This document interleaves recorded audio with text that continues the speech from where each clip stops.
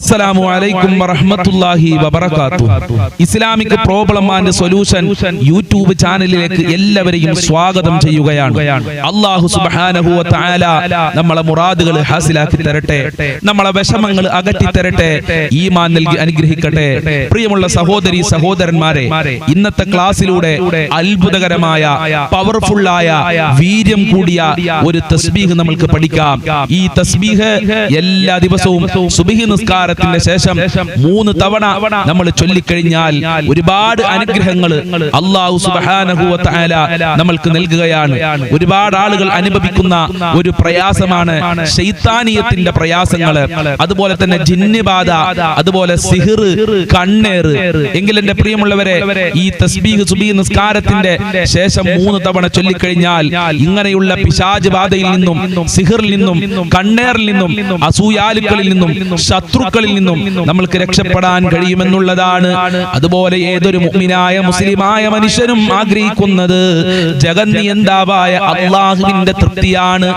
ആര് തൃപ്തിപ്പെട്ടില്ലെങ്കിലും, അല്ലാഹുവിന്റെ തൃപ്തി നമ്മൾ കരസ്ഥമാക്കിയില്ലെങ്കിൽ നമ്മൾക്ക് രക്ഷപ്പെടാൻ സാധ്യമല്ല.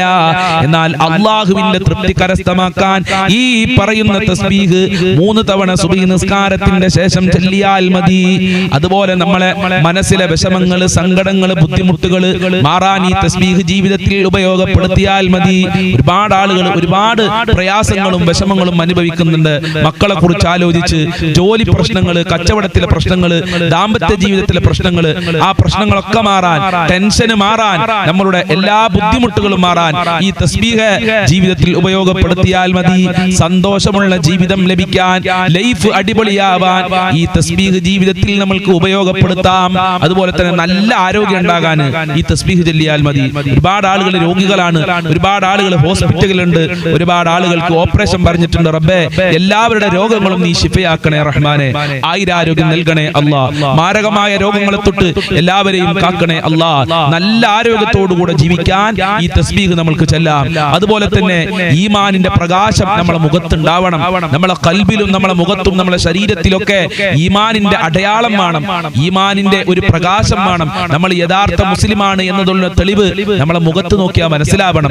നമ്മളൊരു മുഅ്മിനായ മനുഷ്യനാണ് എന്ന് നമ്മളെ മുഖത്ത് നോക്കിയാൽ മനസ്സിലാവണം. അതിന് ഈ തസ്ബീഹ് നമ്മളെ ജീവിതത്തിൽ ഉപയോഗപ്പെടുത്തുക. അതുപോലെ തന്നെ ഭക്ഷണത്തിലെ വിശാലതയ്ക്ക് വേണ്ടി, ദാരിദ്ര്യം മാറാൻ, കടത്തിൽ നിന്ന് രക്ഷപ്പെടാൻ, സാമ്പത്തികമായ അഭിവൃദ്ധി ഉണ്ടാകാനൊക്കെ ഈ തസ്ബീഹ് നല്ലതാണ്. ഏതാണ് തസ്ബീഹ്? എല്ലാവരും ശരിക്കും ശ്രദ്ധിക്കൂ.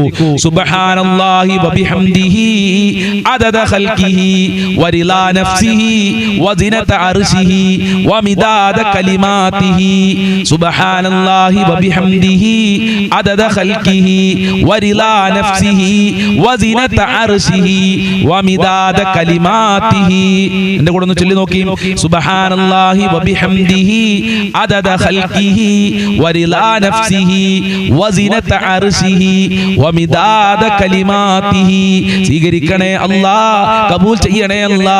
ഈ തസ്ബീഹിന്റെ ബർക്കത്ത് കൊണ്ട് ഞങ്ങളെ വേദനകൾ അകറ്റി തരണേ അല്ലാ, സന്തോഷം നൽകണേ അല്ലാ, കഷ്ടപ്പാടുകൾ അകറ്റി തരണേ അല്ലാ, രോഗങ്ങളെ തൊട്ട് കാക്കണേ അല്ലാ. അസ്സലാമു അലൈക്കും വറഹ്മത്തുള്ളാഹി വബറകാതുഹു.